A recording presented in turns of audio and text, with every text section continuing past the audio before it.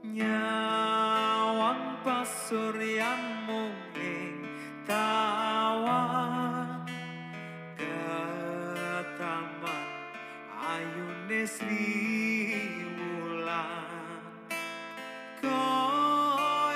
kaya wis sesandingan senadyan namung wewayan amung wewayan kelingan setiamu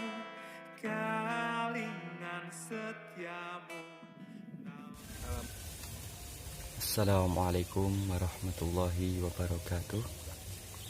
Salam sehat sukses selalu buat rekan-rekan dimanapun panjenengan berada. Di kesempatan kali ini kita akan membahas mengenai tentang arti dari kata bahagia. Apa sih bahagia itu? Definisi yang bisa kita pahami di zaman yang seperti ini. Bahagia itu bukan berarti orang yang lebih banyak memiliki atau orang yang tidak sama sekali memiliki. Bukan diukur dari seberapa banyak atau seberapa sedikit. Akan tetapi kalau kita pahami bersama bahwa kebahagiaan itu adalah seberapa banyak orang itu bisa menikmati. Jadi siapa yang mencuri kebahagiaan kita? Yang mencuri kebahagiaan kita adalah diri kita sendiri. Diri kita yang seharusnya melihat orang lain bahagia, seharusnya kita ikut bahagia. Ketika kita merasa sedih melihat orang lain bahagia, itu menjadi momok bagi diri kita, semakin sedih, semakin terpuruk. Karena nilai kebahagiaan itu hanya bisa diukur dari orang-orang yang bisa menikmati saja. Bukan kaya, bukan miskin, tapi mereka yang bisa bermanfaat bagi orang lain. Maka Tuhan sendiri juga tidak melihat seberapa banyak hartamu, seberapa besar rumahmu, seberapa banyak kendaraanmu. Akan tetapi Tuhan melihat berapa banyak engkau bermanfaat bagi orang lain, seberapa banyak engkau menjadikan orang lain senang, menjadikan orang lain ridho, menjadi orang lain merasa manfaat dari dirimu. Sehingga kebahagiaan itu simpel sekali, rekan-rekanku semuanya, adalah ketika kita mampu menikmati yang diberikan Tuhan kepada kita. Apapun, sedikit banyak, ketika kita mampu menikmati, maka itulah kebahagiaan. Jadi begitulah ceritanya bagaimana orang-orang zaman dulu, mbah-mbah kita, sama orang-orang zaman sekarang bahagianya berbeda. Bahkan bahagianya mereka lebih luar biasa daripada bahagianya kita hari ini. Kita juga sering mendengar bahwa orang-orang zaman dulu umurnya panjang-panjang dan mereka juga sehat-sehat.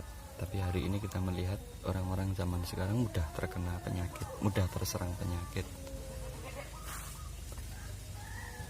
Karena hari ini kita bisa melihat, rekan-rekanku semuanya, luka-luka batin yang bisa kita pahami hari ini. Orang mudah tersinggung, orang mudah kecewa, orang mudah cemas, orang mudah khawatir. Karena apa? Iya, karena media sosial. Ketika kita melihat orang lain bahagia, sepertinya kita kurang, sepertinya kita tidak bisa menyaingi, sepertinya kita tidak bisa mengikuti. Nah, itu luka-luka batin yang tidak bisa kita deteksi, yang pada akhirnya kita tidak bisa menjadi diri kita yang sebenarnya.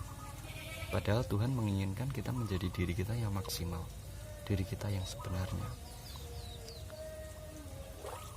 Kita ikut tren, iya gak apa-apa.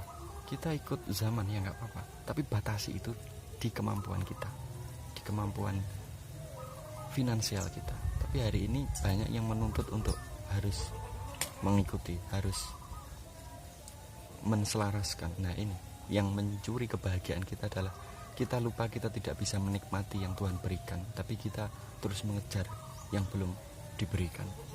Harapan kita, angan-angan kita terlalu panjang, sehingga yang seharusnya kita bisa nikmati, seharusnya kita syukuri, kita resapi, kita hayati, hilang.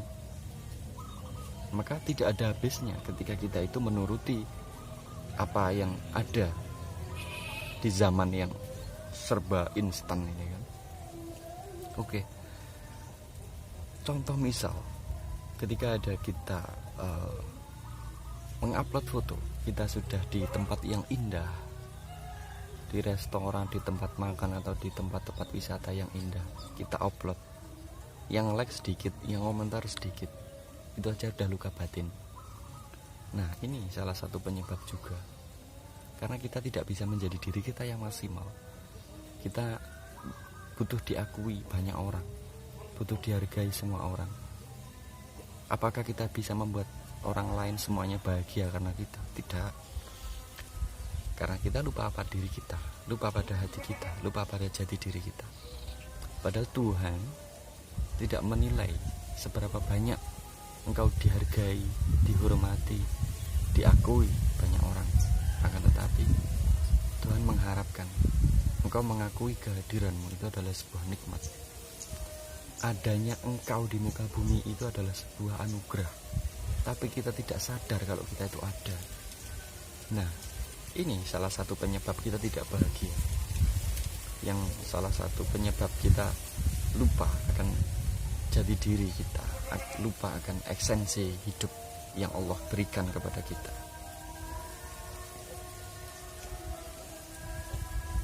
Dan salah satu kunci kebahagiaan adalah ketika kita mampu memahami esensi kebahagiaan itu diukur dari dalam. Sekali lagi, kebahagiaan itu dari dalam. Kita tidak bisa mengukur kebahagiaan dari luar, karena di luar itu sifatnya subjektif. Penilaian orang itu subjektif. Kritikan orang, pujian orang itu argumen. Kalau kita mau berpikir bahwa orang memuji kita, orang mengkritik kita, itu argumen mereka. Itu pendapat mereka gitu loh. Jadi jadilah dirimu sendiri, jadilah pribadimu semaksimal mungkin. Pilihlah dengan pilihan hati nuranimu. Pikirkan dengan pertimbangan akal yang sehat. Akal yang sehat ya, bukan akal yang tidak sehat ya. Akal yang tidak sehat itu bagaimana? Akal yang selalu mengharapkan, mengangan-angankan yang mustahil bagi kita ya kan? Jadi berpikir yang simpel dan praktis. Kita ada ini sebuah anugerah, bisa berpikir, mempunyai jasad yang komplit, mempunyai anggota badan yang serba bisa kita lakukan. Apa yang harus kita cari selain dari rasa syukur yang telah diberikan Tuhan kepada kita? Seharusnya kita meresapi satu persatu bahwa kita diwujudkan di muka bumi ini ada tujuan dari Tuhan, yaitu untuk mengemban amanah sebagai khalifah, sebagai pemimpin, terutama bagi dirinya sendiri dan untuk orang lain. Nanti Anda akan mempunyai skill, mempunyai kemampuan yang dimana kemampuan itu akan bermanfaat bagi orang lain. So, terima kasih sobat-sobatku sekalian, rekan-rekan pun, rekan-rekan dimanapun Anda berada. Kita lanjut lain waktu, lain kesempatan. Terima kasih. Rahayu, Rahayu Sagong Tumati. Assalamualaikum warahmatullahi wabarakatuh.